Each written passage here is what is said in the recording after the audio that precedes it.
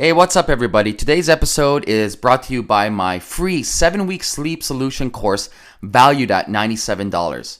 All you got to do is head over to amirrosic.com and enter your name and email address, and you'll get my free 7-week sleep solution course. Now, on with the show.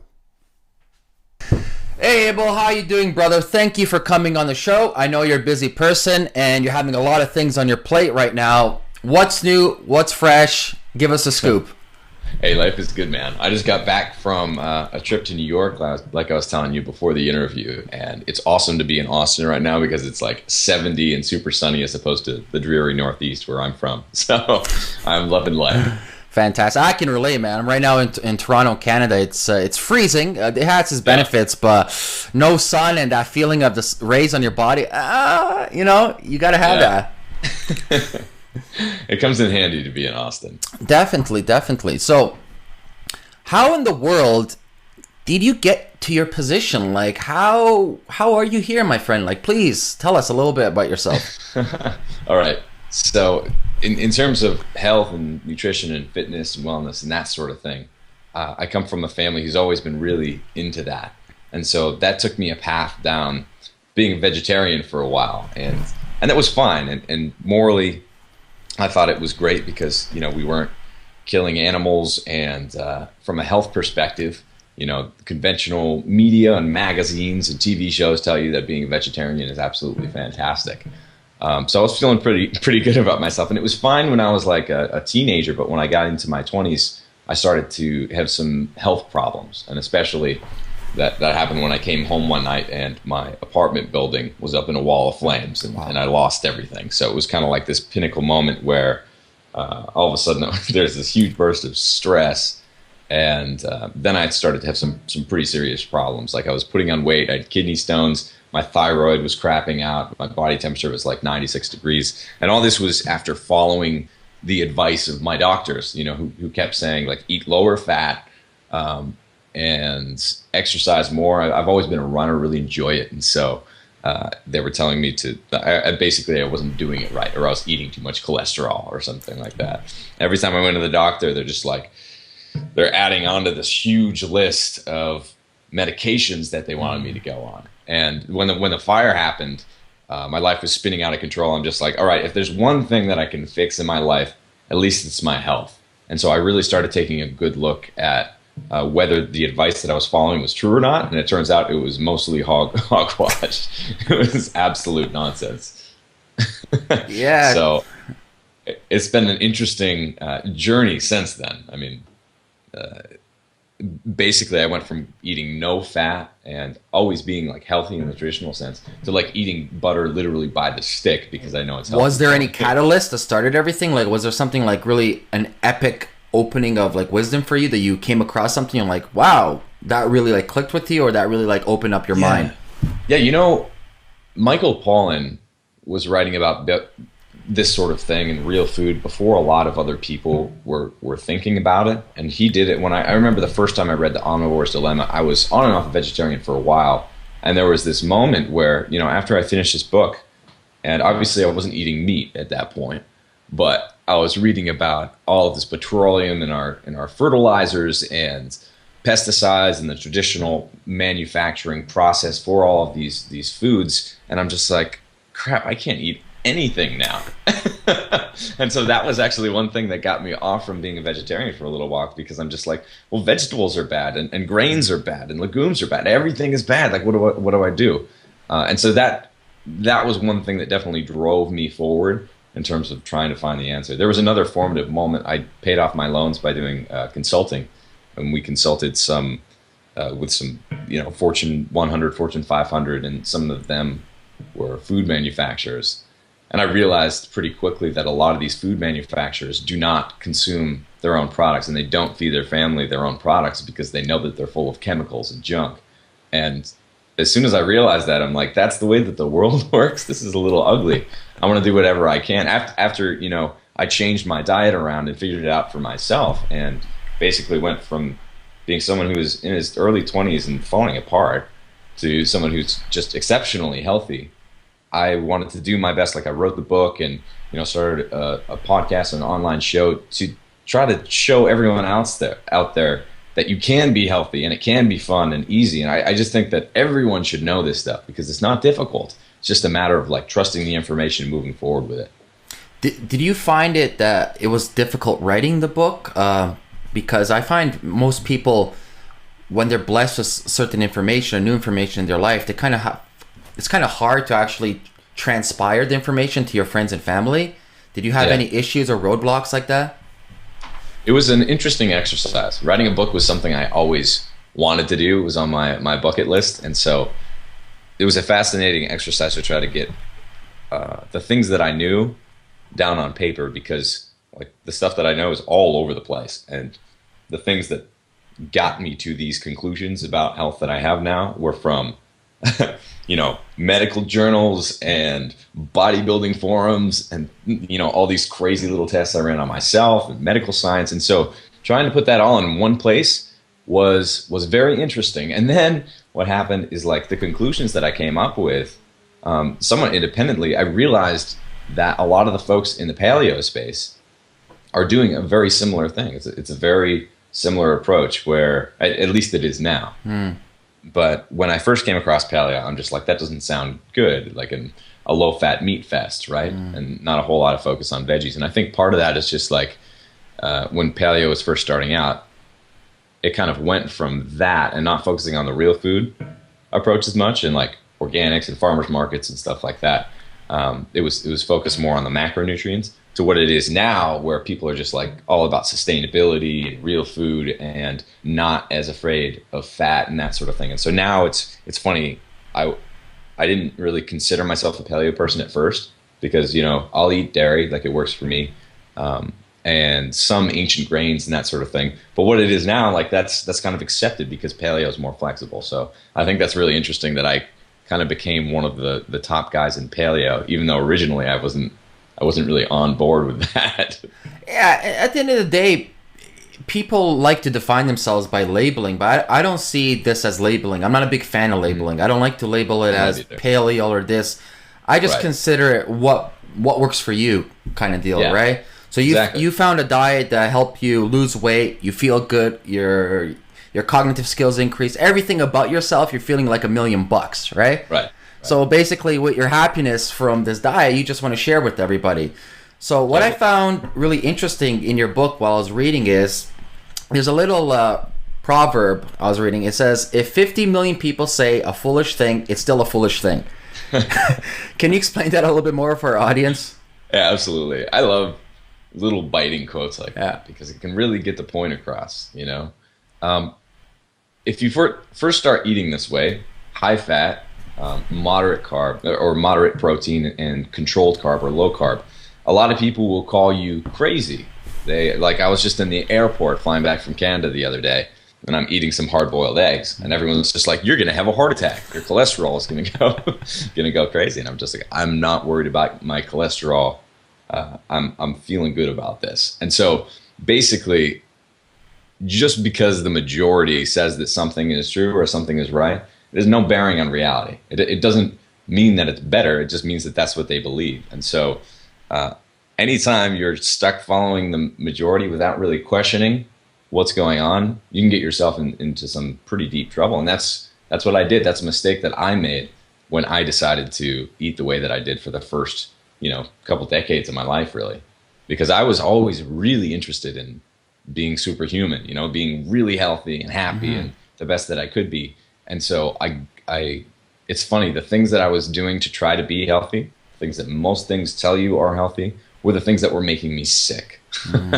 So including a quote like that, I think is really important because people just need to re-examine any information, whether it's from you or me or any other book out there. It's not about, a dogmatic approach about like, this food is 100% healthy and you should eat it all the time, and this food is absolutely terrible and you should never eat it. It's about finding what works, starting from a good place and then finding and tweaking, seeing what works for you. I'm so happy you mentioned that because even in my practice, when I tell people, listen, garlic, for example, is a really good detoxifying food, right? But based on certain functional testing and your biochemistry, there's certain ingredients in garlic that your body can't handle, right? So Yeah. finding out what works for you is always primary. And in the food group, just because it's on the A-OK list doesn't mean it's A-OK, Yeah. right? Yeah, that's absolutely true. I'm really happy you touched base on that. When writing this book, did you come across anything through your research that actually surprised you, or you discovered something that people weren't really talking about? Because when I was reading to your book, I noticed that you really focus on wild, delicious foods. Can you expand on that a little bit for us? So that's something that's kind of close to my soul. Growing up, in the middle of nowhere in New Hampshire came with a lot of disadvantages because we were really bored kids. With no TV and like very few movies and stuff like that. So what we did have though was a lot of wild food that was literally just in our backyard. Like my parents go and find mushrooms all the time, and we have wild cranberries, wild strawberries, wild apples. We have some grapes that aren't wild, but they're an old variety that have been there for decades, and pears and all sorts of things. And so when you eat those foods, they're just not the same thing that you find in a supermarket. The apples that you get off of a tree that are apples that would exist kind of in nature without being sprayed by all sorts of pesticides and that haven't been bred to be like super big and super sweet. They're just different foods entirely. And generally speaking, they're much higher in nutrients. And they're much lower in sugar. And so these are things that you should be prioritizing. Like going back to that template as much as possible is something that everyone should be striving for. Like this is one rule that I go by, the weirder looking a fruit or a vegetable, the better it is for you, generally speaking. And so what we're finding in supermarkets, like apples don't look good because they're great apples. They are waxed and they're polished, and that is no business being. Well, I find it really kind of scary when I see an apple the size of my fist. Yeah, right. It's a bit bizarre. It's bizarre, and then I'm even seeing like oranges out there, like some Frankenstein oranges this big. I'm like, I'm sorry, that's not real. Right, and fruit is supposed to be one of the healthiest things for you, right? Yeah. But I think it was my buddy Dave Asprey who was saying that it's like sugary water bags, or like sugary watery bags of more sugar or something like that. I can't remember what it was. And that's kind of a good description of what they are in the way that they exist in most supermarkets today. They're not packed with antioxidants anymore. No, not at all. And from your journeys, like how did you pick up this knowledge of knowing what's good in the wild to eat? It's kind of a lost art, isn't it? You know, people don't really have a connection to gardening or wild foods. I mean, eating your weeds is something that my mom taught me, and literally we'll go out in our fields behind the house and like pick milkweed and other things, and you can just boil them up. And I mean, it doesn't get more free than that, right? And it doesn't get more nutritious than that either. So all you need to do is just buy a little book. It doesn't even matter. There's so many out there. It could be from the 1920s. In fact, it probably is, with like little diagrams of what you can eat and what you can't eat. Obviously, you don't want to eat anything that's poisonous, but aside from that, you can. There are so many things that we're well tolerated to eat that our bodies are used to, and that are going to be so much healthier than the processed food and the junk you find in the supermarket. So it's pretty easy. I highly encourage anyone just to go out there and see what grows in your area, because you'll probably find it at a farmer's market. That's a good way to get into it without risking eating anything too weird. But I mean, every time I go to the farmer's market, I see something that I haven't seen before, and I love that. You know, it's part of the fun. It's part of the adventure. Exactly. And actually, it's really starting to pick up even up over here in Toronto, Canada. I'm seeing in farmer's market dandelion root. That's awesome. I go in my backyard. There's like, sky's the limit of dandelion root I want to eat, right? So, right.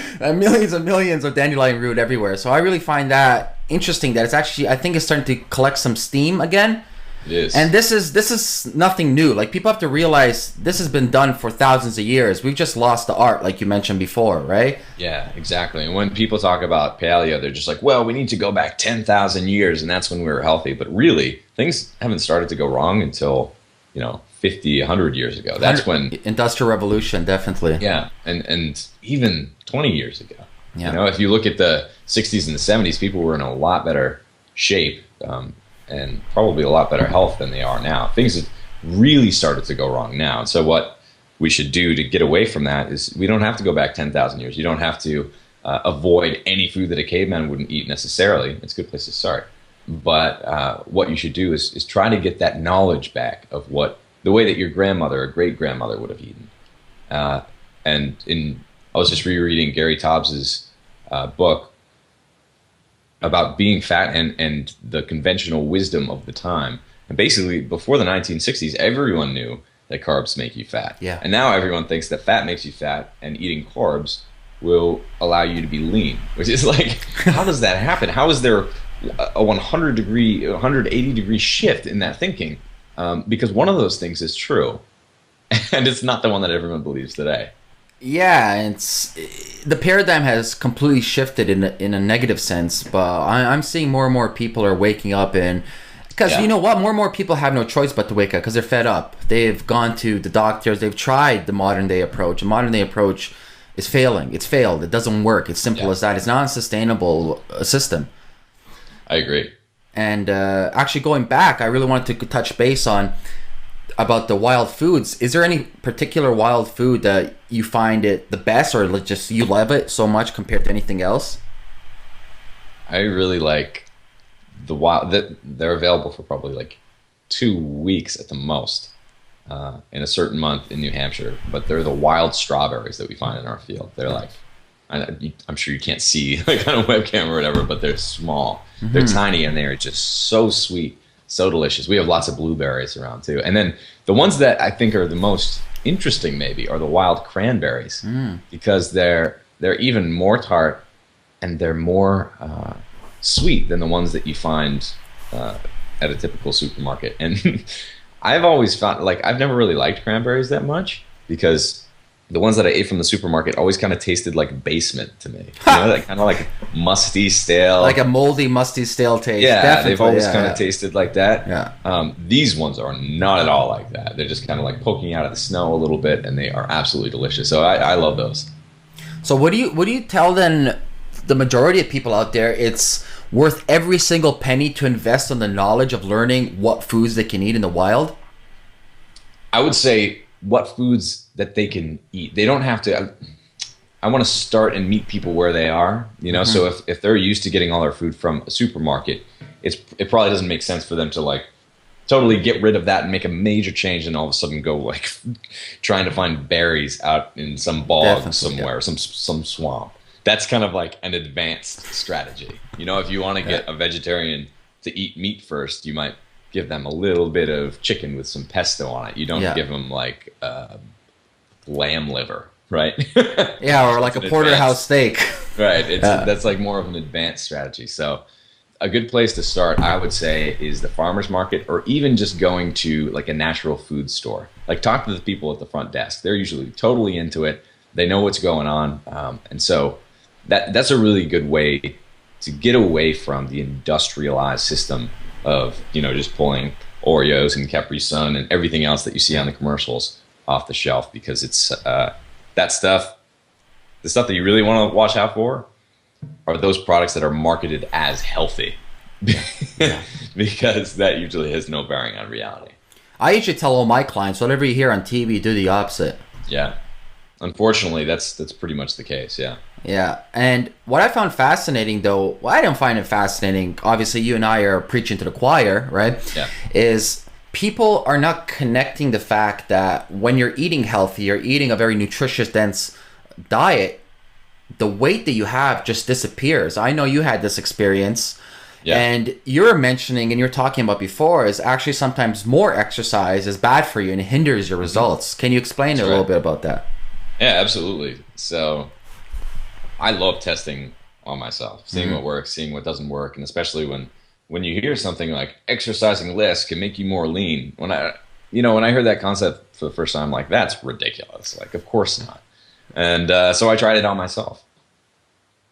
And I went from running probably like 30 to 50 miles a week, doing marathons.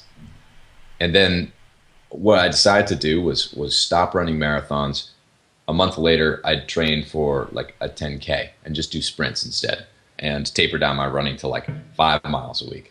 And I was at a similar level of competitiveness. It was like the top 3% of finishing times, both in the marathons and in the 10K. So I wanted to make sure that that was kind of kept constant. And I was, when I was running 50 miles a week, I could run for very long distances. I was pretty fast for like an amateur runner. And so I assumed that I would be in great shape, right? And I had a fairly low body fat, like pretty good body composition, but not great. Not as great as you'd expect. A lot of marathoners kind of, even though they can run 50 miles, they have a little belly on them. Yeah, or just they're a little bit, completely yeah. emaciated. Yeah, They're definitely not pinnacles of health.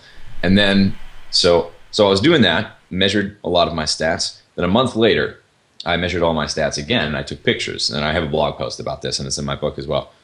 So I have a picture of myself when I was marathoning, and I'm like my body's a little bit puffy. I'm 148 pounds, which is super small for me. I'm 5'9", and so and like a typical mesomorph, kind of like an athletic frame with bigger bones and broad shoulders. So I feel healthy at 165, 170, which is where I am now. And so I was at 148, so pretty small, and my face was just like a little bit sucked in, You can see it in the picture. I looked like Sam the Eagle from the Muppet Show. And then, so I took my picture just 1 month after, when I was doing sprints, and like all of a sudden you can see abs. I have more muscle. I put on almost 10 pounds of muscle. It just came right back because of muscle memory. Yeah. Almost immediately, because my body wasn't all of a sudden eating itself anymore. It didn't need to, because I wasn't putting it through that sort of exercise. So I went from exercising hours and hours every week to minutes every week, and my body composition improved. My face regained like a healthy color, and I just felt tons better. And I'm like, there is something to this, And so that's what I do now. For most people, I don't want to imply that exercise is a bad thing at all. Everyone should do it. It's extraordinarily important if you want good health, but there is a such thing as too much. You don't want to overdo it, especially if it's making you miserable. Yeah, definitely. And I want to expand a little bit of this. Right now, we're living in a day and age of high stress. People are just stressed up to here, and it's always, the parasympathetic system versus a sympathetic system. Yeah. They're not in balance. They should be in balance like a scale. One works this way, one works that way, but it's like this, right? Yep. When you're in a super stressed out state, and then you go to the gym and you increase your stress, you're just adding on the load. It's just a more load and load and load, and you're just burning your hormones, everything in your body you're burning. So yes, I totally agree. The less is more. Yeah, absolutely. If you're doing it right. If you're doing it right. And the secret to that is high intensity. It's either lifting heavy weight or moving very quickly at a high effort, or some combination thereof. So what I like in terms of a program is high intensity sprints or Tabatas, doing burpees or something like that, and combined with a bit of weight training. And it's amazing if you're doing it right. If you're doing compound movements with a reasonable weight, then it doesn't need to be more than a few minutes a week. This surprises a lot of people, but I weight train like usually once a week. That's all it takes for me to maintain fairly good muscle mass, and it should be fun. It shouldn't be something that you're dreading every time. So for me, that works, but I need to switch it up every once in a while. Other people, it might be gardening, or it might be playing flag football or whatever. So whatever you like, whatever makes you shine and thrive and feel good, and what you'll look forward to, that's what you should be doing. Was this one of the strategies that you use with your clients, or when you're consulting with people for the plateau? So a lot of people have plateaus, they can't lose weight, or something's hindering, something's stopping them from their progression. Is this one of your like tricks from the bag that you pull out to help people? Oh yeah, totally. Yeah. If they aren't already exercising effectively by doing high intensity sprints or high intensity something, weight training, then I'll add that in there. Fasting is another thing you can plug in. It works really well for men. Sometimes for women, it's more mixed results. Some women do great on it. Others can't really. Their body goes into metabolic slowdown and can have some trouble hormonally. So it's a little bit trickier. But there are lots of things that you can pull out of your bag of tricks when you hit that dreaded plateau. And the one that a lot of people don't like hearing the unsexy ones are getting more sleep and reducing stress, and those are the biggest ones. The people who get up at 4:30 to squeeze in their 2-hour workout in the morning. I mean, a tip of the hat to you for being able to do that psychologically, but physically, that might not be the best call. Especially if you're doing it every day. If you're over exercising or if you're sacrificing sleep to go and do a crazy workout, I don't know, might not be worth it. And that might be the thing that's actually preventing you from losing fat. A lot of people will, as soon as that happens, as soon as the cortisol goes up, that's where that little belly starts coming back in. Well, I'm actually happy you mentioned sleep, because that's one of my biggest like, I can't even emphasize how much I push sleep on people. I'll have people come up to me, I'll look through their intake forms, and I'll see exactly what's going on. Number one thing, honestly, even before diet, I tell people, if your sleep's not in order, nothing's working. Yeah. Your hormones, your signaling, everything that you are is controlled by sleep. Right. And I think once people realize the significant importance of a proper sleep cycle, then they can actually accept the fact that this simple twist or simple switch in their lifestyle goes down the domino line. I mean, it influences everything else in their life, and they feel a million times better. Yeah, absolutely. It's fantastic. And I've noticed that you also like to incorporate carb cycling. Can you explain a little bit about that?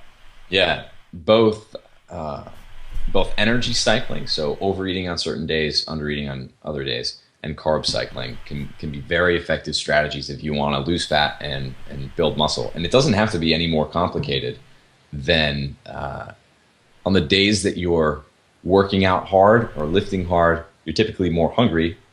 Your body just naturally feels that way. You eat more. That's good because your body needs those extra nutrients. On the days that you might be sedentary, then eat less. The way that I do that is typically I just won't eat breakfast. On the days that I exercise, maybe I will eat a breakfast. The days that I exercise hard anyway, but usually I don't. And on the days that I'm fasting or just under eating a bit, I kind of follow my body. Some days I don't want to go out and do a crazy workout, and that's just the way that your body naturally works. And so when you talk about calorie cycling, and I hate the word calorie because like it's important sometimes, but also totally not. Not a calorie. Yeah. So it's like, I mean, if you're drinking 10 gallons of butter a day, yes, you're going to get fatter than if you're not. But what you want to do is not necessarily immediately after workout, but somewhere in the ballpark of your workout, you want to refeed your body. Usually overeat a little bit. That's the way that you build muscle. And if there's no workout close to where you are, you probably shouldn't be binging. You probably shouldn't be eating tons of food. That's where you get to fat storage. So it's that delicate balance. And when your body's working properly, fortunately, your body gives you the cues that you need to eat that way and live that way. And it's pretty easy to maintain a healthy body composition when you listen to a body that's working well. So that's what I encourage people to do. That's fantastic information. Can you expand a little bit on the fact on fasting? I'm pretty sure people are actually scratching their head right now and wondering, well, what is fasting? There's so many different variations. What variation do you implement? Yeah, what I do, I've tried all sorts of them. Like I like testing on myself. The one that works best for me is typically skipping breakfast. Like I haven't eaten anything today, and I generally don't eat until 1 or 2. That'll be my first meal of the day. 1 or 2 p.m. And what I do, you can probably see me drinking, I call it fatty coffee. And it doesn't have to be any particular coffee. Like Dave Asprey at Bulletproof Exec, he has very specific things that he puts in his. Mine is more, I'm all about brain health, like studied brain sciences and psychology in college. So I've always been like a total nerd that way. And the brain runs on fat. And so what I try to do in the morning, this gives me good energy, is having some sort of fat in my coffee. Or if I'm in a rush, maybe I'll have a little bit of nut butter or fish oil or something like that to get me going. And that's called ketogenic fasting. So basically, there are a few reasons to do that. If you're looking at the reason to do it for health, it's pathogens and other kind of nasty stuff that's hanging out in your body. These small organisms they run on glucose, they run on sugar. And so when you basically starve the body of glucose for, say, 16 hours, if you're doing like a 16-hour fast followed by an 8-hour feeding window, then you're starving all of those little nasty things. You're starving cancer, which also runs on sugar. Mm-hmm. You're preventing it from growing, or you're killing it altogether. You're letting your body get rid of it. That's a really powerful reason that you can fast, and one of the reasons that you can eat fat but not necessarily carbs or protein during your fast. And there are other reasons for fasting, like you usually get a boost in growth hormone. And so some people, they love to freak out about, oh, I need to eat within 60 minutes of my workout if I want to build any muscle. Yeah. And if I don't do that, then all my muscles will fall off. That's not going to happen. I encourage people to not freak out because, yes, science knows some things, but it is such a small percentage of all of the things that are out there. Like, everyone loves to assume, and I've made this mistake, and I continue to from time to time, of relying only on science, which is limited to the tools of its measurement. Yeah. And if we look at what is possible to know about health and fitness or exercise physiology or anything like that, and what is actually known by science, it is just such a minuscule amount. So it's really important to kind of take a step back, see how you feel, see what works for you. And that's a really good approach, because this dogmatism with that always gets people in trouble. And so from a scientific perspective, let's use that same example. If it's the 60-minute post-exercise feeding window, as they like to call it, you're supposed to eat protein and carbs, because that's going to be shuttling. The carbs will help shuttle the protein to your muscles. Mm-hmm. So it's, helping you build muscle and not store fat. On the flip side of that, you can also not eat right after, which upregulates growth hormone, which is terrific for building muscle. So it's like, should you eat or not eat? It doesn't really matter. It really doesn't. You should do what works best for you and what's going to get you to meeting your goals. If you're an Olympic athlete, that's completely different than someone who just, is a desk jockey who wants a good body composition. So I encourage everyone out there to be their own gurus. Yeah, I couldn't agree more. That's 100% in agreement with that, because people are always looking for so-called general protocols. And like myself, I compete professionally in a sport, and I tell people what I do does not apply for you. Yeah. Right? You have to find out what applies for your goals, like you mentioned. So if your goals is aesthetics and having that six-pack, well, you don't have to worry about the so-called anabolic, catabolic effects, right? Right. Yeah. You're just going to have a good-looking body and feel good. But if your goal is performance and only performance, you don't care how your body looks, that's a whole different ball game. Right. Right. And I think people need to realize this. There's no general protocol in diet. It's exactly finding out what works for you. And funny that you mentioned with the fasting, it's very true that fasting towards men and women equal out different results, because like you said before, some women crash, like it screws up their HPA axis, corticotropin releasing hormone, it destroys their leptin signaling, but yet some do okay on it. Yeah. Right? So they have to find out what works for you. And you're mentioning you're doing the ketone fasting. That's another great modality. It increases apoptosis. It kills 6 cells in your body. Mm-hmm. People need to experiment on themselves. There is no better solution or no better approach than trial and error. It's an experimentation. Mm-hmm. Absolutely. People should rock that. That's the secret to health. If there is a magic bullet, it's learning how to test on yourself. And it doesn't have to be scientific or like super scientific. It can be just like keeping track of how you feel. You can write it down in whatever way is meaningful to you.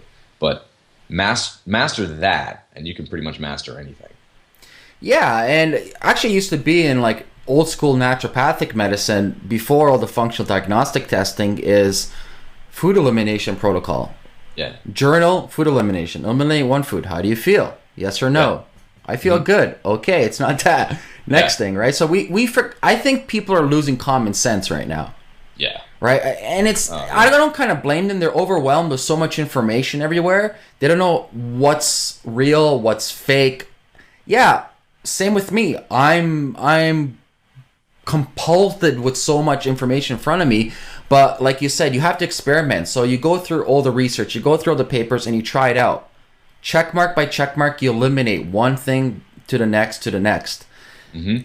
And I personally believe that if people incorporate this more, also using creative thinking and always questioning authority, questioning these so-called experts, our society will be so much better. Absolutely. Yeah. So much better. And that's like one thing that I like experimenting with is the so-called smart drugs. You know, I've tried, and supplements that can help you think better, think faster. Oh, the nootropics. Yeah, I'm fascinated by that. And so I have tried, I don't know, maybe 30 of them. And the vast majority don't do anything. No, no, they don't work at all. The same can be said with a lot of supplements. But when you find the ones that do work, basically just keep the stuff that works for you. Work it into your lifestyle. And that's what I've been able to do. And so every once in a while, this just happened last week, like in my private coaching group, someone is just, it wasn't raspberry ketone, but it was something like that. And, you know, this new like fat loss thing. They're just like, Abel, what do you think about this? And I'm just like, you know, I haven't heard of this brand new, crazy, slickly marketed thing that's supposed to torch fat off your body. I mean, I have never found anything that works better than eating real food and exercising responsibly. It just, like, there's never going to be anything like that.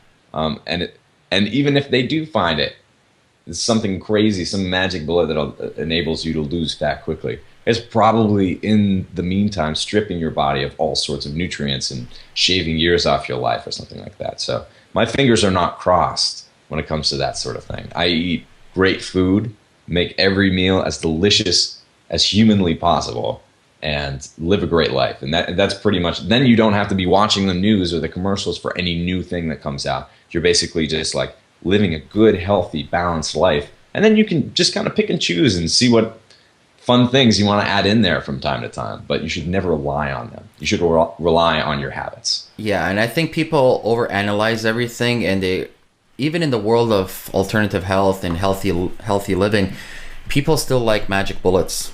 They like the Band-Aid effect, and they're always looking for this quick gratification, quick fix. That's not natural. I'm sorry. In nature, there's no such thing as a quick fix.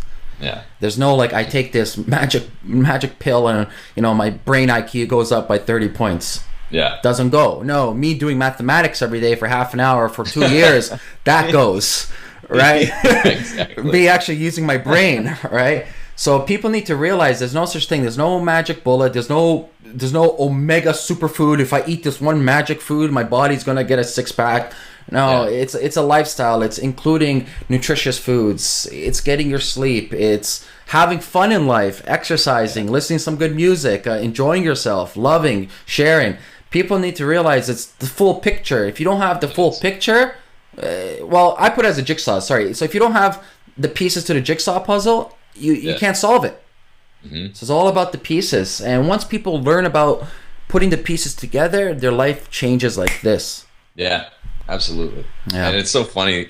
I you know, when I'm checking out at Whole Foods or whatever, I see all these magazines, and it's just like this new superfood that makes your belly fat fall off immediately, and it's just like learn all the secrets, and then you turn it and it's like it's a blueberry.